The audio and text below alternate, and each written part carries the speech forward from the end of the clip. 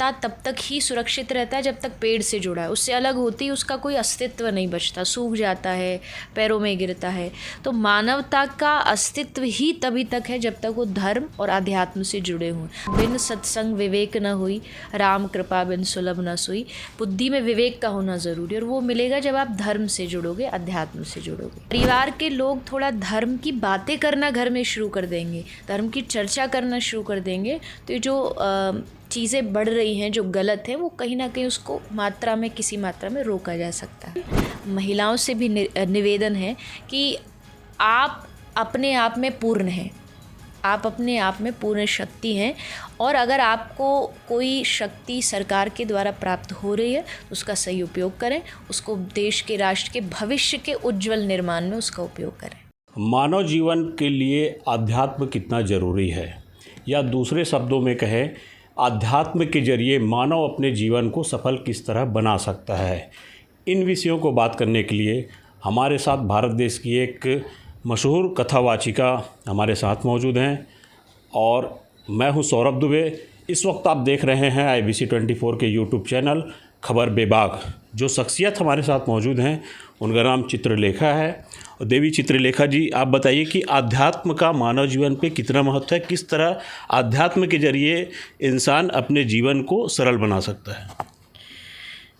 देखिए, आध्यात्म के बगैर आदमी मुझे लगता है जैसे बिना प्राण के शरीर, और मानव जीवन के लिए विशेषकर, क्योंकि हम अध्यात्म की चर्चा किसी पशु पक्षी को नहीं सिखा सकते और उनको सिखाने की ज़रूरत भी शायद नहीं है, क्योंकि मैं अक्सर कहती हूँ पशु की तरह जी रहा है, जैसा उसको प्रकृति ने बनाया है। पक्षी की तरह जी रहा है। बस एक मानव ही है जो कभी कभी अपनी मानवता से भटक जाता है, इंसानियत से भटक जाता है। उसके लिए सत्संग, धर्म, अध्यात्म ये सब ज़रूरी होते हैं। और मानवता एक ऐसा समुदाय है कि जो जब तक धर्म से जुड़ा रहेगा, अक्सर कहते हैं जैसे पत्ता तब तक ही सुरक्षित रहता है जब तक पेड़ से जुड़ा है, उससे अलग होते ही उसका कोई अस्तित्व नहीं बचता, सूख जाता है, पैरों में गिरता है। तो मानवता का अस्तित्व ही तभी तक है जब तक वो धर्म और अध्यात्म से जुड़े हों। अगर आज कहीं भी आपको कोई मानव थोड़ा भटका हुआ नज़र आ रहा है तो आप समझ जाइए अध्यात्म से दूर है। तो मुझे लगता है आज के ज़माने में, आज के युग में, चाहे वो युवा हो, बच्चा हो, बूढ़ा हो, किसी भी क्षेत्र का हो, सबके लिए अध्यात्म जीवन में बहुत ज़रूरी है, सही रास्ता बताने के लिए। क्योंकि बिन सत्संग विवेक न हुई, राम कृपा बिन सुलभ न सोई। बुद्धि में विवेक का होना ज़रूरी है और वो मिलेगा जब आप धर्म से जुड़ोगे, अध्यात्म से जुड़ोगे। मौजूदा दौर में हम ये देख पा रहे हैं कि हमारे देश में अलग अलग हिस्सों में हम देखते हैं कि बहुत से संख्या में जो है वृद्धाश्रम खुल रहे हैं। ये स्थिति क्यों निर्मित हो रही है? क्या कहीं जो आध्यात्म के प्रचार प्रसार में कमी रह गई, या लोग इससे क्यों नहीं जुड़ पा रहे हैं? जिस तरह से माँ बाप को वृद्धाश्रमों में रख रहे हैं, तो क्या लगता है कि क्या बदलाव की ज़रूरत है? देखिए, गांधी बापू एक बात कहा करते थे कि वृद्धाश्रम हमारे देश के लिए उतना बड़ा ही कलंक है जैसा कोई वैश्यालय। इसका मतलब समझिए, मैं ये नहीं कह रही कि कोई जो वृद्धाश्रम खोल रहे हैं वो गलत है, वो तो सही है क्योंकि वो सेवा भाव से खोल रहे हैं, उनको सेवा करनी है। लेकिन ये इस बात का सूचक है कि हम कहीं ना कहीं कितनी गलत दिशा में जा रहे हैं कि आप जैसे घर में वृद्ध माँ बाप हो गए, कोई कार्य नहीं कर रहे, आप उनको निकाल के घर के बाहर छोड़ करके आ रहे हैं। तो ये आप धर्म से भटक करके एक बड़ा ही खतरनाक भविष्य तैयार कर रहे हैं, क्योंकि जो आज आप कर रहे हैं वो घूम करके आपके ऊपर भी आने वाला है। जब आपके बच्चे देखेंगे ये उठा कर वृद्धाश्रम छोड़ करके आए हैं, मैं कई दृष्टांत ऐसे कथाओं में भी देती हूँ कि बच्चे वो करते हैं जो वो देखते हैं। अब अक्सर होता क्या, आजकल के ज़माने में हर व्यक्ति चाहता है कि उसके बच्चे उसके एकदम जो वो कहे, जो वो बोले, उसी बात को फॉलो करे। लेकिन वहीं वो देखते हैं कि अपने माता पिता से उल्टा बात करते हैं, तू तड़ाक में बात करते हैं, ऊंची आवाज़ में बात करते हैं, तो उनका असर उन पर क्या पड़ेगा, वो क्या सीखेंगे।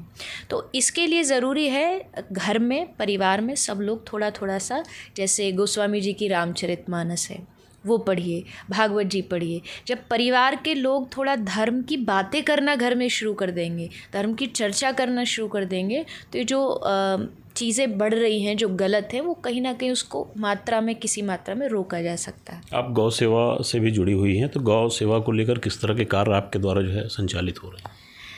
देखिए, हम तो अभी गौ माता की कृपा से एक हॉस्पिटल चलाते हैं, अस्पताल चलाते हैं, उसमें बीमार गायों की सेवा होती है। वहाँ कोई भी स्वस्थ गाय नहीं है। जो भी एक्सीडेंट की गाय होती हैं या बहुत कम ऐसे क्षेत्र हैं कि जहाँ गाय बीमार है तो उनका इलाज कहाँ हो, तो इसलिए अस्पताल हमने शुरू किया था।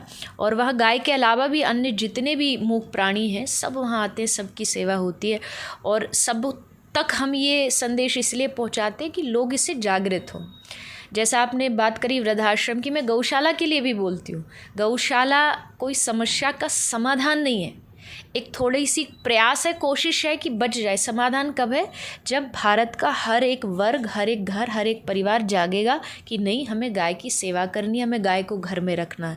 इतना भारत में कोई भी गरीब नहीं है कि अपने घर में गाय न रख सके, क्योंकि गाय अपना खर्चा खुद चला लेती है। तो हम ये संदेश लोगों तक इस अस्पताल के माध्यम से पहुँचा रहे हैं कि लोग गाय की सेवा करें। और आज जो बढ़ रहा है धीरे धीरे गौ हत्या, कत्ल खाने, नॉन वेज बढ़ रहा है, लेदर का उपयोग बढ़ रहा है, उससे लोग दूर हों और समाज को एक अच्छा बनाएं, अपने बच्चों के लिए एक अच्छा भविष्य छोड़ के जाएं।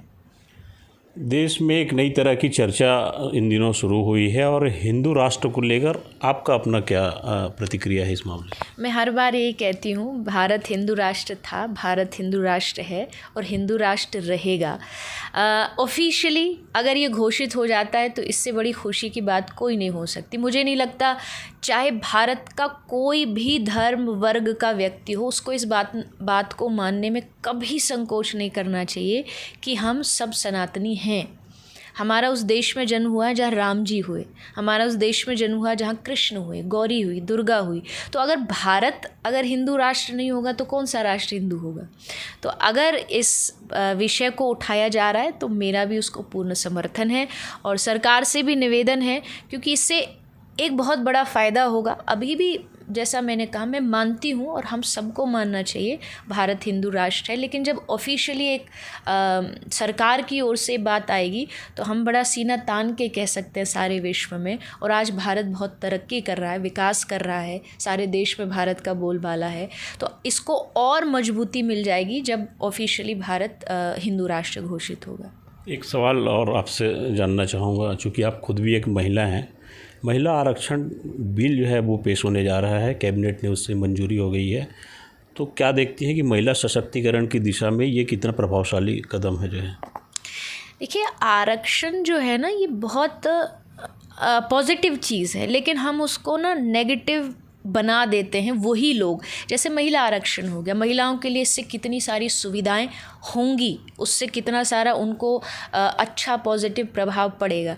लेकिन जैसे जाति आरक्षण हो गया, पढ़ाई का आरक्षण हो गया, उसको हम गलत रूप में उपयोग कर देते हैं, इसलिए फिर हमें वो आरक्षण थोड़ा चुभने लगता है। तो अगर महिलाओं के प्रति कोई सरकार अगर कुछ अच्छी चीज़ देती है, कुछ अच्छे नियम देती है, कुछ उनके भविष्य के लिए कुछ अच्छा निर्माण करती है, तो उसका मेरी ओर से बहुत बहुत स्वागत है। लेकिन महिलाओं से भी निवेदन है कि आप अपने आप में पूर्ण हैं, आप अपने आप में पूर्ण शक्ति हैं, और अगर आपको कोई शक्ति सरकार के द्वारा प्राप्त हो रही है तो उसका सही उपयोग करें, उसको देश के, राष्ट्र के भविष्य के उज्जवल निर्माण में उसका उपयोग करें।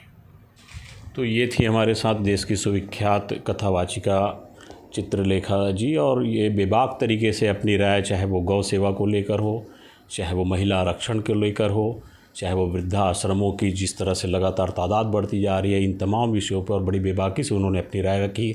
आपको हमारा ये वीडियो कैसा लगा, नीचे कमेंट बॉक्स पर लिखकर अपनी प्रतिक्रिया दें। उसके अलावा अगर आपको हमारे वीडियो पसंद आया हो तो इसे लाइक शेयर करना ना भूलें, चैनल को सब्सक्राइब करना ना भूलें। फ़िलहाल मुझे और मेरी पूरी टीम को दीजिए इजाज़त। कैमरा सहयोगी के साथ सौरभ दुबे, IBC 24 लोरमी।